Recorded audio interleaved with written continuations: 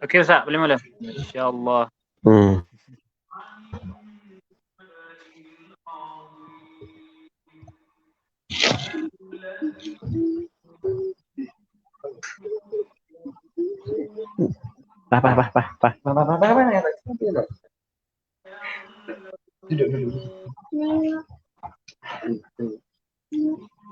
Ustaz boleh mula insyaAllah.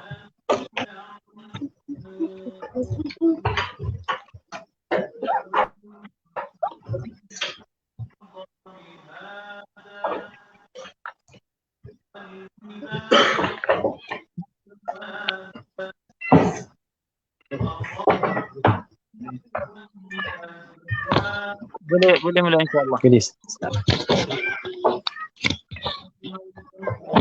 Bismillah.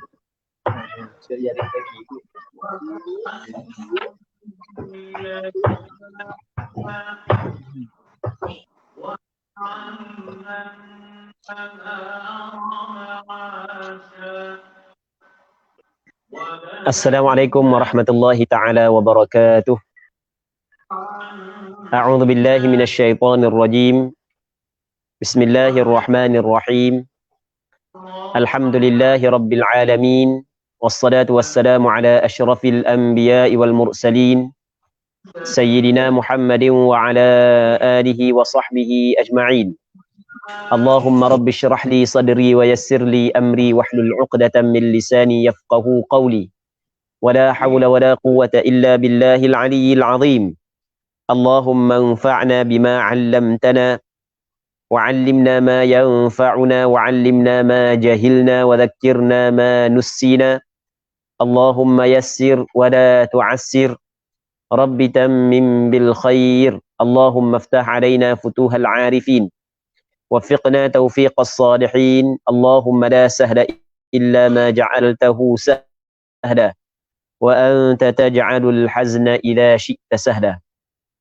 Jadi insya-Allah kita sambung balik pengajian kitab Bulughul Maram yang dikarang dan disusun oleh Al-Imam Al-Hafidh Ibnu Hajar Al-Asqalani rahimahullahu subhanahu wa ta'ala wa nafa'ana Allahu bi'ulumihi fid darain amin. Kita sekarang ni hadis yang ke-596 daripada kitab Bulughul Maram. Kita masih lagi membincangkan tentang janaiz, tentang jenazah. Katanya wa'an ummi Athiyyah.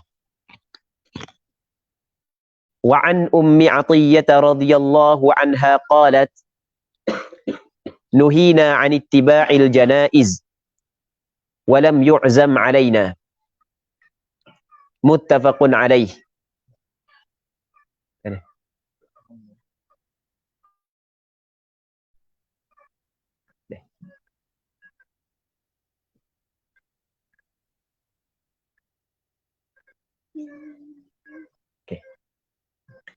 Katanya daripada Ummi Athiyyah radhiyallahu anha, katanya kami, yakni kaum wanita, dilarang daripada mengiringi jenazah. Namun bukanlah dengan larangan yang tegas. Muttafaqun alaih. Maksud muttafaqun alaih adalah hadis yang sepakat mengeluarkan hadis ini oleh Imam Bukhari dan Imam Muslim.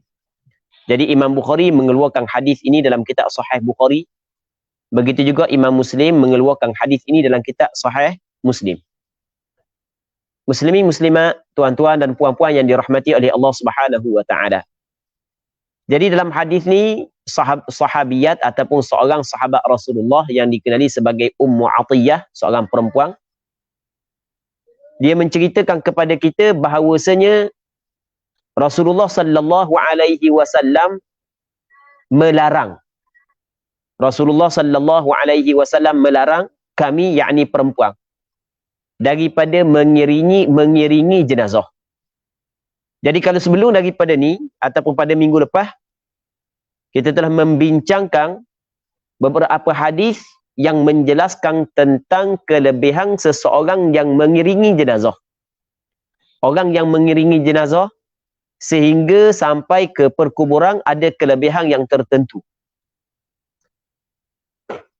Namun dalam hadis ni, Imam Ibn Hajar Al-Asqalani menyebut bahawasanya Ummu Atiyah menceritakan Rasulullah melarang kepada perempuan mengiringi jenazah. Tapi kata Ummu Atiyah, namun tidaklah diputuskan kepada kami larangan tersebut. Maka sebab itulah majoriti, maksudnya kebanyakan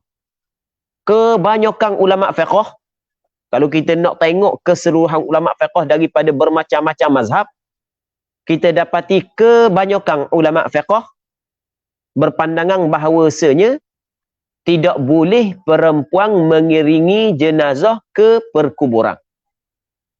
Okey, itu mengikut pandangan siapa? Majoriti kebanyakan ulama fiqh. Baik. Jadi dilarang perempuan mengiringi jenazah ke perkuburan.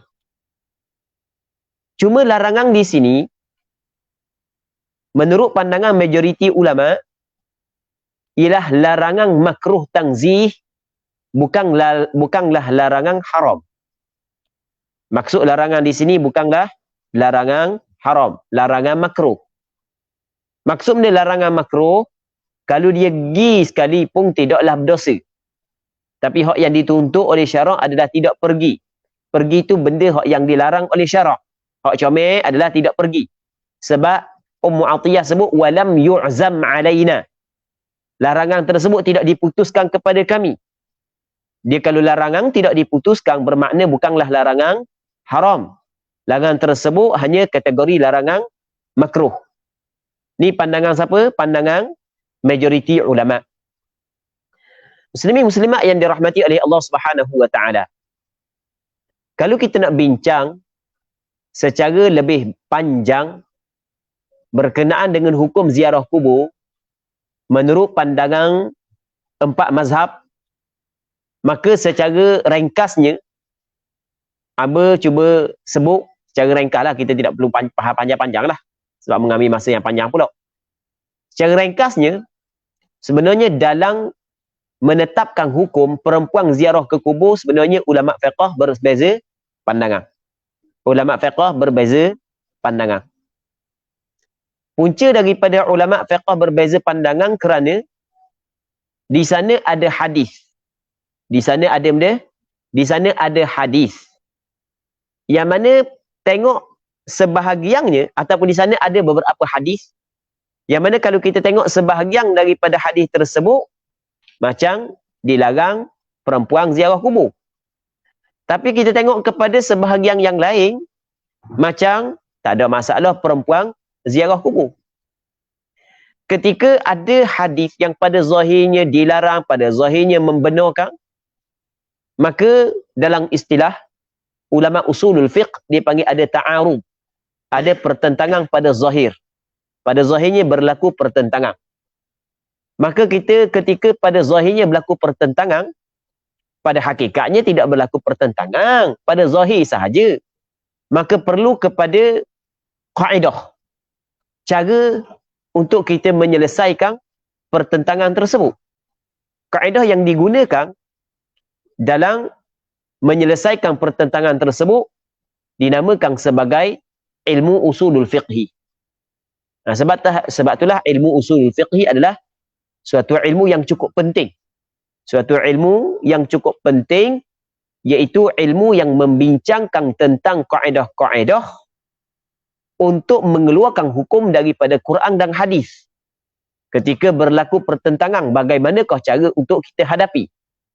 Bagaimanakah cara yang perlu kita kena buat? Ilmu usul fiqh bukanlah suatu ilmu yang dikatakan ilmu bid'ah. Ilmu usul fiqh bukanlah suatu ilmu yang sadah. Bahkan orang yang sadah adalah orang yang menafikan pentingnya ilmu usulul fiqhi. Ilmu usul fiqh adalah ilmu yang cukup penting. Muslimin muslimat yang dirahmati oleh Allah Subhanahu wa taala, dalam kita nak memahami Quran dan hadis. Ketika hadis yang berkaitan dengan ziarah kubur bagi perempuan, mengikut jenazah ke kubur oleh perempuan, ada beberapa hadis Maka di situ ulama berbeza pandangan dalam menetapkan hukumnya. Baik. Jadi, okey, secara ringkasnya, di sana ada beberapa pandangan.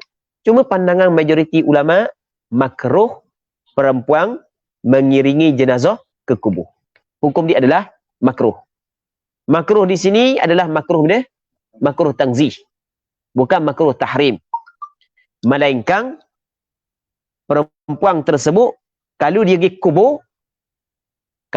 kubur menyebabkan berlaku perkara yang diharamkan seperti meratapkan kematian, bertepik, menolong sebagai contoh kan, sayik baju, tapau pipi, maka jelas hukum dia adalah haram.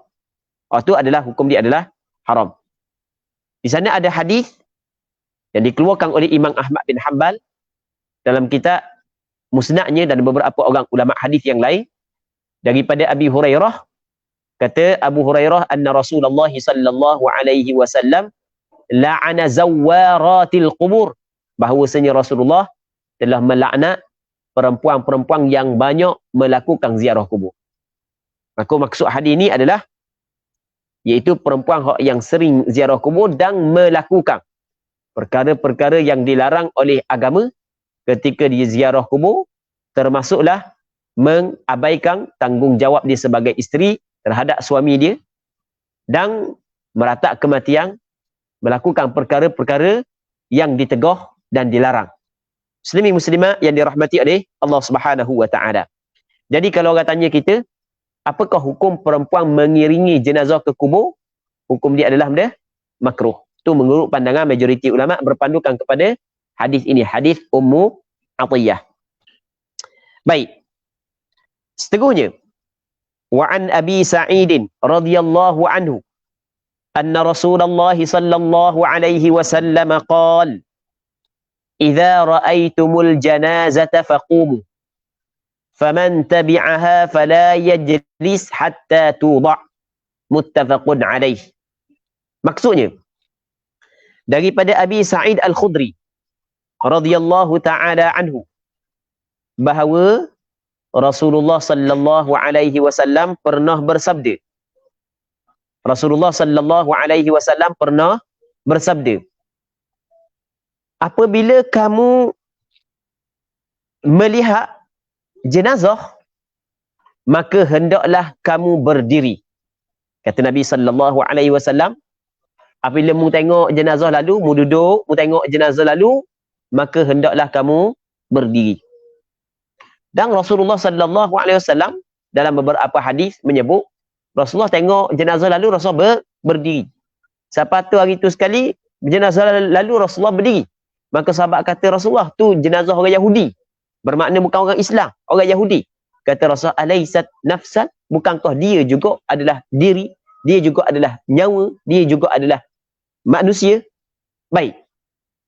Maka berpandukan kepada hadis ini, sebahagian daripada ulama berpandangan bahawasanya apabila kita tengok jenazah lalu, sunat kita berdiri. Walaupun jenazah tu jenazah bukan orang Islam. Kita berdiri kerana benda? Bukan kerana kita menghormati jenazah tersebut.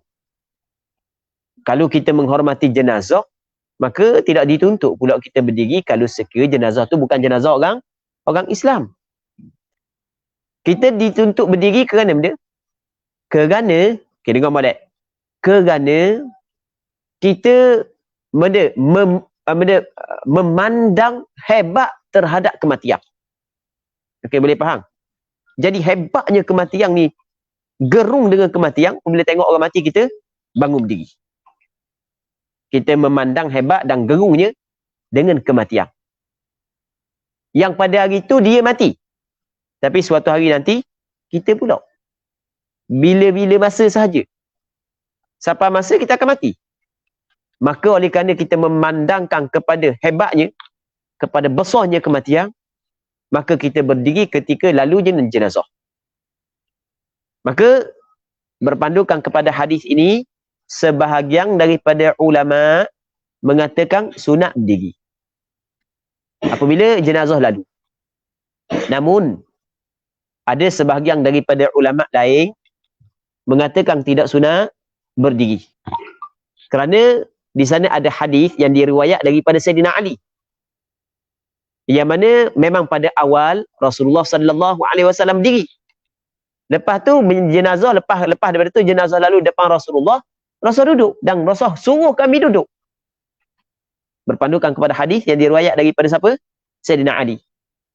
Fa amarna bil julus fajalasa fa amarna bil julus. Rasulullah sallallahu alaihi wasallam duduk dan Rasulullah memerintahkan kepada kami supaya duduk. Maka sebahagian daripada ulama berpandangan bahawasanya pada awalnya memang Rasul suruh. Tapi lepas daripada tu Rasulullah sallallahu alaihi wasallam tak suruh dah. Maka berdiri kepada jenazah ketika jenazah lalu bukanlah hukum dia disunatkan. Bukan hukum dia disunatkan. Nak diri tak apa, tak mau diri pun tak apa. Hukum dia adalah harus. Maksudnya tidaklah dituntut. Cakap mudah, tidaklah dituntut kita berdiri. Jadi kalau orang tanya kita, apakah hukum berdiri ketika jenazah lalu? Jawapan dia, hukum ini sebenarnya ulama berbeza pandangan. Tapi secara jelasnya hadis yang diriwayat oleh Imam Bukhari dan Muslim, Rasulullah memerintahkan kepada kita supaya kita berdiri ketika jenazah lalu. Kata Imam Nawawi, memang ada hadis yang menceritakan bahawasanya Rasulullah duduk dan Rasulullah suruh sahabat duduk. Tapi hadis tersebut tidaklah menyebut Rasulullah larang berdiri. Rasulullah suruh duduk. Rasulullah tidak menyebut, dalam hadis tersebut Rasulullah tidak melarang berdiri. Faham tak dia? Tidak ada suatu dalil yang sahih yang Rasulullah melarang berdiri kepada jenazah. Dan di sana ada hadis yang Rasul suruh berdiri kepada jenazah. Rasul suruh sahabat duduk. Adakah Rasul larang berdiri? Tak. Rasul tak larang berdiri. Rasul duduk. Maka kata sebahagian daripada ulama, Rasul duduk ketika jenazah lalu kerana ingin menyatakan bahawasanya duduk ketika jenazah lalu hukum dia adalah harus. Suruh berdiri ketika jenazah lalu bukanlah suruh yang wajib. Bukan suruh dia, suruh harus. Dia gitu. Kalau suruh buat suatu perkara, tiba-tiba ada juga kadang-kadang Rasul buat menyalahi perkara yang disuruh, bermakna suruhan tersebut bukanlah suruhan yang wajib. Nampak kan? Itu menurut pandangan sebahagian daripada ulama. Baik. Muslimi muslimat yang dirahmati oleh Allah Subhanahu wa taala. Seterusnya katanya, dan barang siapa yang mengiringi jenazah sehingga sampai ke perkuburan, janganlah dia duduk sehinggalah jenazah diletakkan. Janganlah dia duduk sehingga jenazah dimasukkan dalam kubur. Rasul larang duduk kalau sekiranya kita ikut jenazah sampai kubur. Tapi dalam masa yang sama di sana ada hadis menceritakan bahawasanya ketika Rasulullah sallallahu alaihi wasallam bersama dengan sahabat dia berada di kubur dalam proses untuk mengkebumikan sebahagian daripada sahabat dia, Rasul duduk di tepi kubur. Rasul duduk di tepi kubur. Maka kata ulama, sebenarnya hak yang paling comel adalah kita tidak duduk, kita berdiri sebelum daripada mayat diletakkan. Tapi sebenarnya kalau nak duduk sekalipun bukanlah salah. Maksudnya kalau duduk bukanlah haram. Bukanlah haram. Apatah lagi kalau sekiranya diperlukan lenguh dan seumpamanya. Habis. Okey, jadi berapa dah hak yang kita bincang? Yang pertama, berdiri ketika jenazah lalu. Yang keduanya, masa kita pergi atas jenazah kubur, kita jangan duduk melainkan setelah daripada selesai. Pada lagi selesai baru kita duduk. Seterusnya kata wa'an Abi Ishaq anna Abdullah ibn Yazid radhiyallahu anhu adkhala al-mayyit min qibali rijlay al-qabr wa qala hadha min as-sunnah akhrajahu Abu Dawud. Maksudnya daripada Abi Ishaq, seorang sahabat Rasulullah sallallahu alaihi wasallam. Bukan. Abu Ishaq bukan sahabat Rasulullah, dia tabi'in. Daripada Abu Ishaq telah menceritakan bahawa Abdullah bin Yazid radhiyallahu anhu, dia seorang sahabat Rasulullah, memasukkan mayat ke dalam kubur dari arah letak kedua kaki dalam kubur. Lalu dia berkata, cara ini termasuk dalam sunnah. Hadis ini dikeluarkan oleh Imam Abu Daud di dalam kitab sunangnya. Muslimin muslimat yang dirahmati oleh Allah Subhanahu wa taala. Jadi Abdullah bin Yazid ketika dia mengebumikan seorang jenazah, dia telah memasukkan jenazah saat itu daripada sudut kaki kubur. Okey, apa maksud daripada sudut kaki kubur? Okey, kita kena faham apakah maksud kaki kubur. Jadi kita tanang jenazah, kepala dia kanan, kaki dia kiri. Tu kita tanang jenazah. Lagu mana? Kepala dia kanan, kaki dia kiri. Okey, nampak? Kepala dia kanan, kaki dia kiri. Hak tu kita letakkan jenazah dalam kubur. Jadi bermakna kaki jenazah, mana kaki jenazah? Sebelah kiri. Jadi benda Abdullah bin Yazid dia memasukkan jenazah melalui kaki kubur. Lagu mana melalui kaki kubur? Melalui sebelah kiri. Okey, dia akak jenazah buat masuk ke kiri. Okey, boleh faham? Sebagai contoh, kita kata ada tak benda kita nak contoh? Okey, kata pinjam kejap. Okey, katakanlah ni kubur. Ni kubur. Okey, nampak nang ni kubur. Biar nampak gitu sikit ya. Ni kubur. Ni lubang kubur, ni contoh ni. Ni kanan, ni kiri. Ni kanan, ni kiri. Ada pinjam selagi benda yang patut boleh pinjam. Pen ke pen lah apa? Abang yoi, tu lalu dah. Baik. Okey. Katakanlah ni kubur, ni kanan, ni kiri, ni kiblat sana. Ni kanan, ni kiri. Jadi kita mayat, kita kepala duduk sini, kaki duduk sini.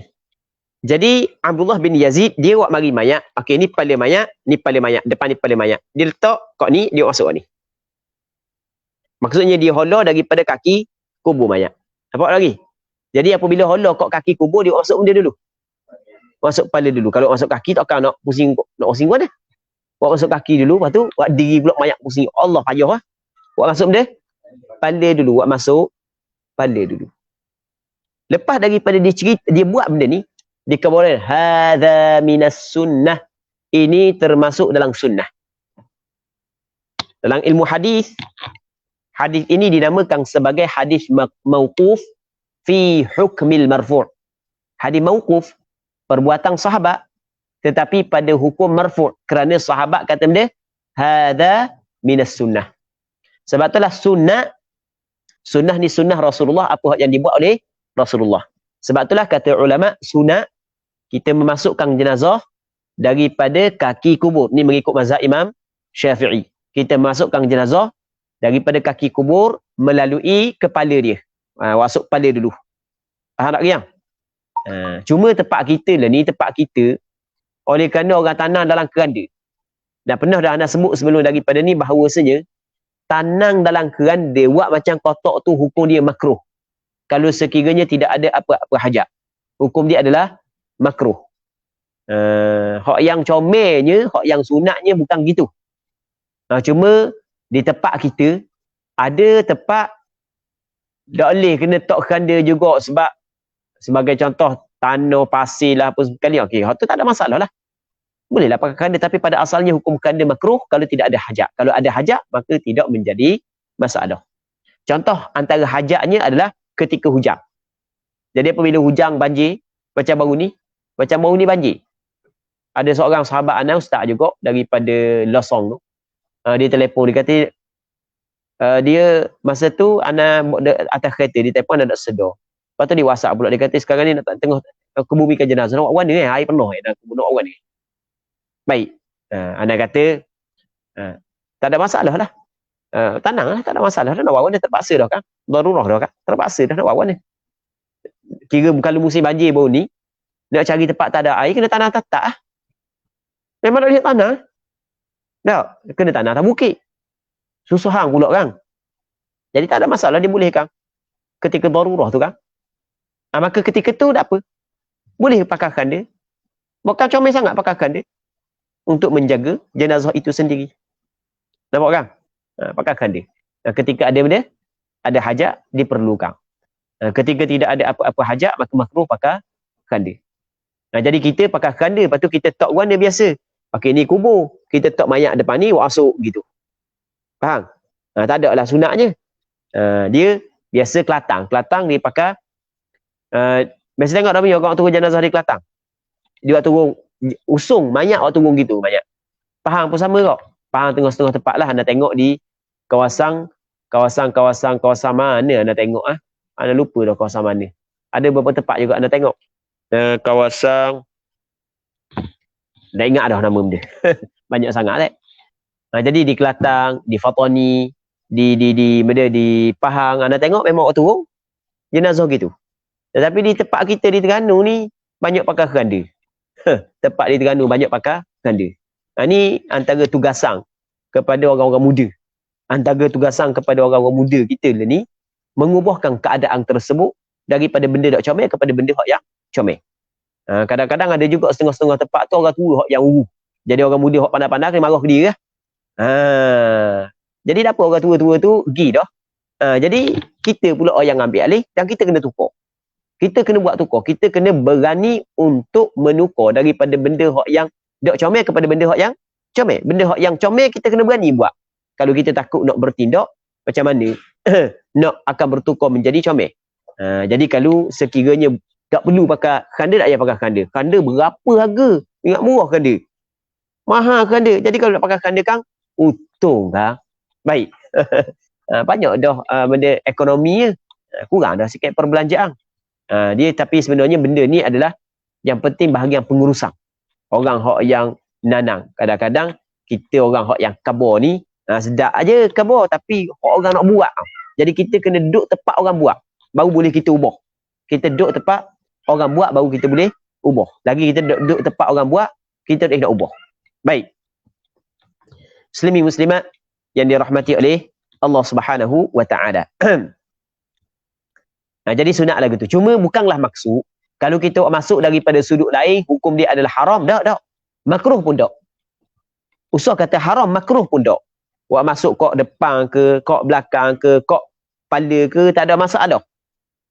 Faham tak kira? Wak masuk warna pun tak ada masalah. Tapi kita nak buat benda yang sunat, cara dia adalah wak masuk kepala melalui kaki kubur. Okey, nampak? Melalui kaki kubur. Dan sebenarnya wak masuk mayat melalui kaki kubur, antara kebaikannya adalah dapat mengelak daripada runtuh kubur. Kalau kita masuk kat tepi kan, ramai pula orang duduk, kan dia jadi runtuh. Kali kat ni dia gantung sikit. Nampak tak kita? Faham tak? Ke tak biasa tengok orang tanah? Ke takut lagi kubur? Mana ke tahu? Nampak tubuh je katang. Tapi menakut apa lalu kat kubur? Mana ke tahu? Lalu kat kubur kat pejam mata takut.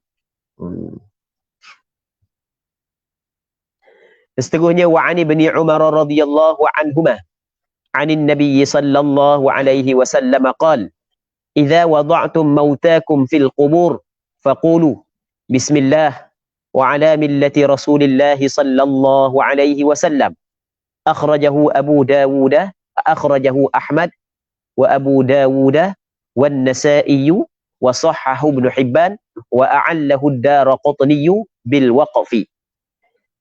Daripada Abdullah bin Umar radhiyallahu anhuma, daripada Nabi sallallahu alaihi wasallam, sabdanya Rasulullah sallallahu alaihi wasallam, apabila kamu meletakkan orang-orang mati dari kalangan kamu ke dalam kubur, maka hendaklah kamu ucapkan bismillah wa ala millati Rasulillah sallallahu alaihi wasallam. Hadis ini dikeluarkan oleh Imam Ahmad bin Hanbal, Imam Abu Dawud, Imam An-Nasa'i dan dinilai sahih hadis ini oleh Imam Ibnu Hibban. Namun Imam Ad-Darqutni mengatakan bahawasanya hadis ini adalah hadis mauquf. Maksud hadis mauquf adalah perkataan sahabat, bukan perkataan Rasulullah. Tapi di sana ada sebahagian daripada ulama hadis mengatakan ia adalah perkataan Rasulullah sallallahu alaihi wasallam. Okey, sama ada perkataan sahabat ataupun perkataan Rasulullah sallallahu alaihi wasallam. Benda yang kita dapat faham adalah ketika kita waktu turun jenazah ke kubur, ada bacaan yang sunat kita baca. Benda kita baca bismillah, lepas tu wa ala millati Rasulillah sallallahu alaihi wasallam. Sunat kita baca benda bismillah wa ala millati Rasulillah sallallahu alaihi wasallam. Maksud dia benda dengan nama Allah dan di atas agama Rasulullah.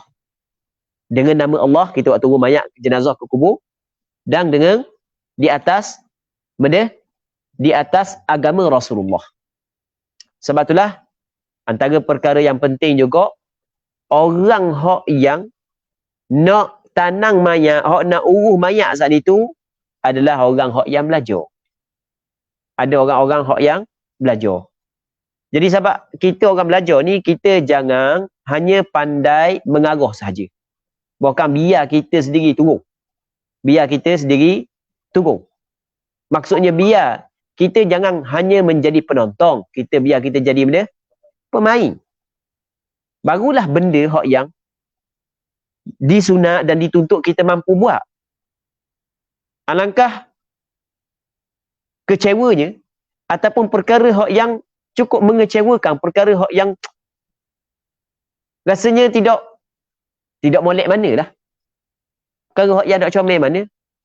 Pengurusan jenazah, maksudnya orang hak yang waktu turun dalam kubur tu, orang hak yang tanang duduk dalam kubur diserahkan kepada orang-orang hak yang ngisak dan seumpamanya. Ni ada pernah. Ni ada berlaku di tempat kita. Dah orang-orang hak yang ngisak tu, dia mudah buat kerja. So gali kubur, ada piti sikit, beres. Tapi yang penting nak piti dulu. Tidak, dia tak ada power. Dia nak cas dulu bateri. Siapa ke tanang pun dia belaka. Bukanlah haram, bukanlah salah, bukanlah dosa. Tapi paham mana ramai-ramai orang hak pandai. Jadi ketika kita biarkan orang hak yang tidak belajar menguruskan dalam kubur, jadi bermakna banyak perkara-perkara hak yang dituntut tidak dapat dilakukan. Jadi kita sendiri turun. Kita sendiri turun. Ana alhamdulillah kalau ana orang-orang hak yang kita kenal, kita akan turun. Betul tak Mi? Mi biasa tengok ada ana turun. Ana akan turun sendiri. Kalau ada orang-orang yang kita kenal, tak kau nak kenal, tak nak turun, tengok orang mati tu, orang nak tanam. Putih kata, aku turun. Ada lah. Maksudnya kalau kita ada, kita turun. Kita turun. Maksudnya, tujuan bila kita turun, yang pertama adalah kita nak lakukan ada beberapa perkara sunnah yang perlu dilakukan, yang dituntut oleh syarak untuk kita lakukan dalam proses pengebumian jenazah. Faham tak lagi? Jangan buat gitu tu. Buat gitu. Buat anda dah kena buat gitu. Buat mana? Kita turun sendiri. Tu cara dia. Faham? Kita turun sendiri. Budak liga darah gemuruh. Allah, orang lelaki benda menakut kau. Nakut benda kau orang lelaki. Takut turun ke kubur. Jadi kita buat sendiri. Bukanlah maksud anak kata haram orang-orang ngisak benda duduk uruh jenazah, bukan haram, tak haram pun. Cuma kita, kalau kita mati. Kita nak siapa yang uruh jenazah kita? Orang hak yang baik, orang hak yang buat benda hak yang dituntut agar ketika diuruh jenazah kita dibaca doa-doa tertentu, baca bacaan tertentu, maka di situ turunnya rahmat Allah Subhanahu wa taala untuk kita. Tak gitu? Baik. Muslimin muslimat yang dirahmati oleh Allah Subhanahu wa taala. Jadi antara doa yang sunat kita baca ketika kita waktu turun jenazah ke kubur adalah benda bismillah wa ala millati Rasulillah sallallahu alaihi wasallam. Bismillah wa ala millati Rasulillah sallallahu alaihi wasallam. Mudah je. Bismillah waktu kita ingat dah. Wa ala millati Rasulillah, tak ada ingat wa ala millati Rasulillah. Rasulillah nak baca semua. Rasulillah, Rasulillah, Rasulillah. Wa ala millati, tambah tu je. Wa ala millati Rasulillah. Baca tu je. Kena ngapal lalu lah ni. Nak orang nak tanam lele baru nak ngapal. Bila boleh baca? Orang nak tanam lele, kejap-kejap aku nak ngapal lagu doa. Ada lele, kena ngapal lalu. Doa lah ngapal pada lacok. Lacok lalu sekarang lah ni. Bismillah wa ala millati Rasulillah sallallahu alaihi wasallam. Muslimi muslimat yang dirahmati oleh Allah Subhanahu wa taala. Seterusnya katanya wa an Aisyah radhiyallahu anha anna Rasulullah sallallahu alaihi wasallam qala kasru 'azmil mayyit ka kasrihi hayya. Rawahu Abu Dawud bi isnadin ala syarti Muslim. Maksudnya daripada Aisyah radhiyallahu anha bahawasanya Rasulullah sallallahu alaihi wasallam telah bersabda.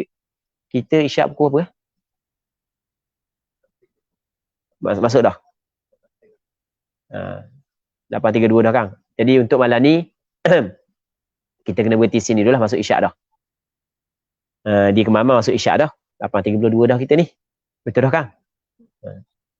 Jadi insya-Allah kita sambung balik pada minggu-minggu akan datang kalau sekiranya dipanjangkan umur, dan kita berdoa kepada Allah Subhanahu wa taala agar apa yang kita bincangkan pada malam yang mulia ini diberkati oleh Allah Subhanahu wa taala dan sama-sama kita dapat mengambil manfaat.